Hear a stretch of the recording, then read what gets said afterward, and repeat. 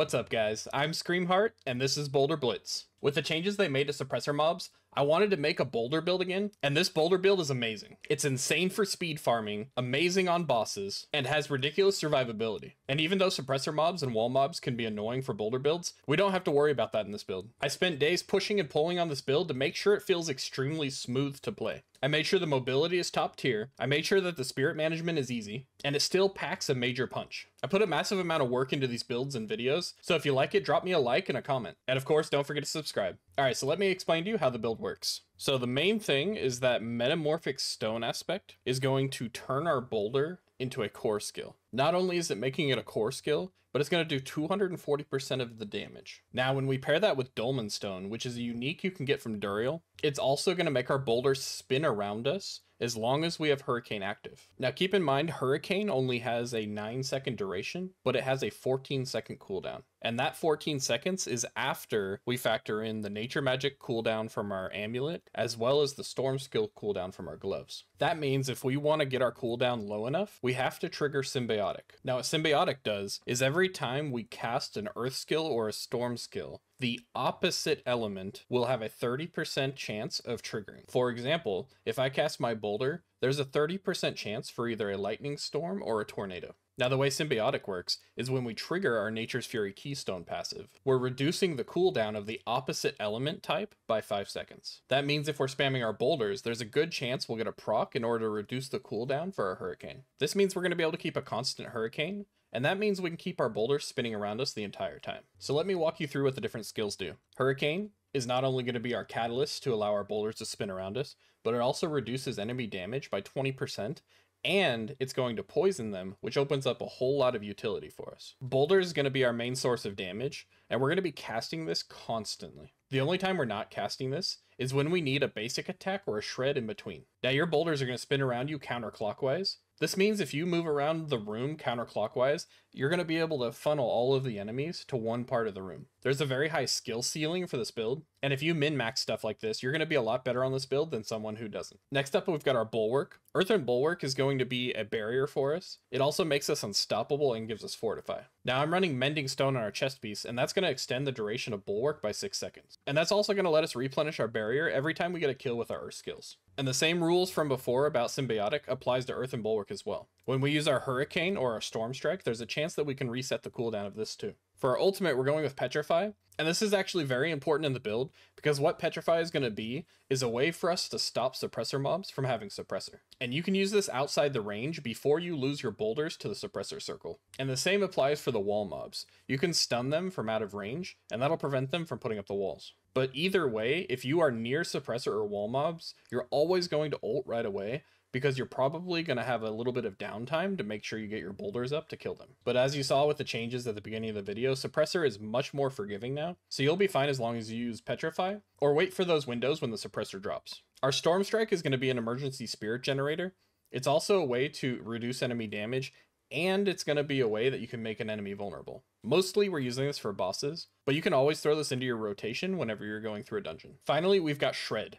Shred is actually a very important part of this build, even though it doesn't do any damage for us. What Shred allows you to do is to constantly jump into the range of the enemies as you're knocking them back. So normally if you're using a boulder build, it's kind of annoying because you'll hit enemies with the boulders and they'll just fly away from you, and then you have to dash towards them or walk towards them in order to do more damage. But with Shred, all we have to do is pump the brakes on hitting our boulder button for a minute and dash to the enemy and keep bouldering. This takes the mobility of this build through the roof, and it also is a way to get some extra healing and spirit back. Speaking of spirit, you might be wondering why we're using Tempest Roar in this build. Tempest Roar is going to allow our storm skills to give us spirit and poison enemies. And it's not just the spirit from Tempest Roar itself, this is also going to be the catalyst to use the Lust for Carnage legendary node. Like I said, we're using Mending Stone on our chest piece.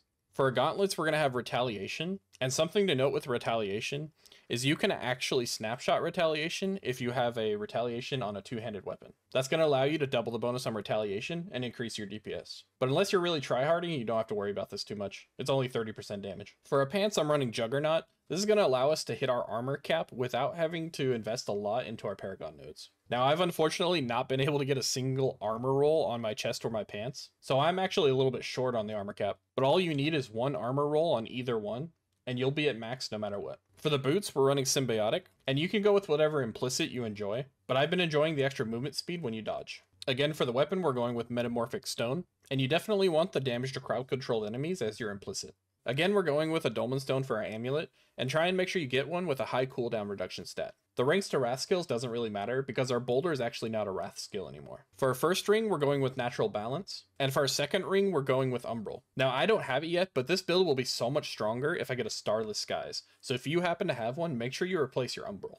And again, I don't have it, but once I get Starless Skies and Shaco, I plan to try using both of them in the build, and I'll see if I can make up for the Spirit I lose for my Tempest Roar. But that build's gonna have to come later. So for Seneshal Construct, there's a couple of different options that you can go with. I think that Flash of Adrenaline is really great, because this is a 50% damage increase. But if you just really need the survivability, then I highly recommend going with Auto Defense. Auto Defense is going to block all the projectiles coming at you for most of the time, and since no enemies can get inside the range of your boulders without you letting them, that means you're basically immune to damage. But like I said, Flash of Adrenaline is my choice, but it's up to you. Now for my other ability, I go with Tempest. And on Tempest, we're going with Evernight. This is going to give us +4 to all of our skills. We're also going with Resource Support and Efficiency.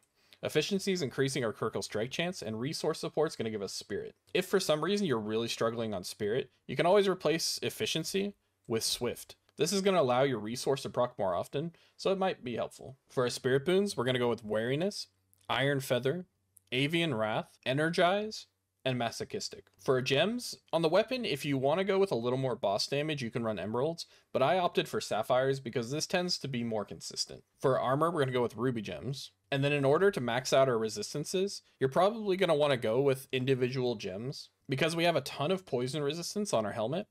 And you can also get a resistance stat on your boots. But if you don't have a stat on your boots and you just want to get close to maxing all your resists, you can just put diamonds in and you'll probably be alright. Now I haven't really decided what elixir I like, but I think that Elixir of Cruelty is nice, and probably Heady Assault Elixir for the 20% attack speed would be fine. I really like Elixir of Fortitude because when you pop this, you can take your health up to, mid 20,000s. And if you're a little short on hitting max armor, which is 13,300, you could use one that gives you 900 armor. Just a reminder before I go through the skill tree, my written guides are on Mobalytics, so if you want to follow along there, you can click on the link below my stream. For a basic attack, we're going to be going with Storm Strike, and we're going to use Fierce Storm Strike here. We'll be putting 1 point in Shred, and we'll be grabbing Primal Shred.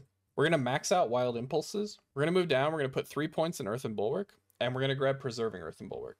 We're also going to be maxing out Vigilance, and then we're going to skip the Companion Tree, and in the Wrath Tree, we're going to grab 1 point in Hurricane and go to Savage Hurricane. We're going to max out Endless Tempest. We're also going to max out Stone Guard and put 1 point into Safeguard. Then we'll max out Envenom and put 1 point in Toxic Claws. For Ultimate, we're grabbing Petrify, and we're going to grab both points after. We're going to max out Defiance, and we're going to max out Resonance. We'll also be maxing out Heightened Senses. And then finally, for our Keystone passive, we're getting Nature's Fury. For our Paragon boards, we're going to be starting with Outmatch on the starter board. Then we're going to move up and attach Heightened Malice, where we're going to be putting the Spirit Glyph. Moving to the right, we're attaching Inner Beast, and here we're going to be using Undaunted. Moving to the right from here, we're going to be attaching the Earth and Devastation board, where we're going to put the Tectonic Glyph. And then to the right, we're going to attach the Ancestral Guidance board. Moving back across above the Inner Beast board, we're going to be attaching the Lust for Carnage board. And on this board, we're going to do Guzzler. Now keep in mind that the order I just went through is important. The order of the Paragon boards is what determines how much these bonuses for these rare nodes cost. Don't be afraid to remove or add points based on your own personal needs. For example, you may not need the armor here, so you could take these 3 points out and you'd still be getting the bonus for Undaunted. That might allow you to put those 3 points somewhere else that's more useful to you. But if you're not sure what you're doing, probably leave it as it is. Additional tips for this build, make sure that you're constantly moving. As you move around, it's going to allow your boulders to hit enemies that weren't able to be hit before. There's a certain distance you need to be from enemies, and you have to continue to adjust yourself to make sure that you're hitting those enemies. The best first step is usually to shred to the enemy you want to hit, and then you don't have to stay on top of that enemy, you can move away a little bit, and your boulders will pick them up and kill them.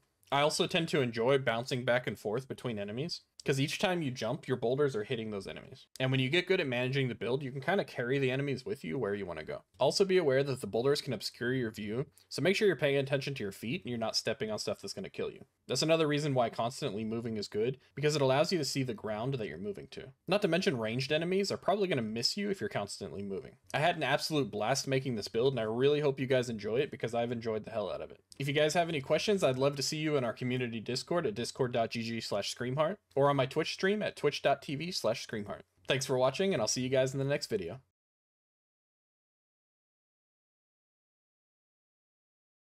If there even is a next video.